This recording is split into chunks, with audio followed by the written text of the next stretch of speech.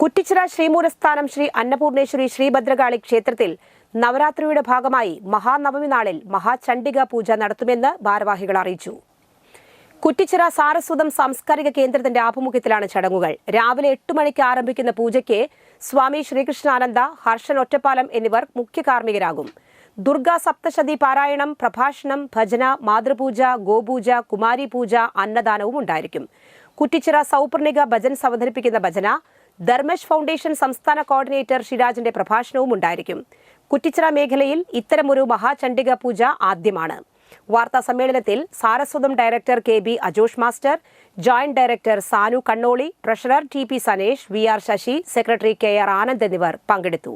മഹാചണ്ഡിക പൂജ എന്നുള്ള അർത്ഥത്തിൽ ഞങ്ങളുടെ ഈ പറയുന്ന പ്രദേശത്ത് ആദ്യമായിട്ടാണ് ഇത് ഒരു എല്ലാവരുടെയും പിന്തുണ, സാന്നിധ്യം ഒക്കെ തന്നെ ഉണ്ടാവണം. ബുധനാഴ്ച രാവിലെ ക്ഷേത്ര സങ്കേതത്തിലേക്ക് ക്ഷണിക്കുന്നു. ഇതിന് വേണ്ടത്ര മാധ്യമ കുറ്റിച്ചിറ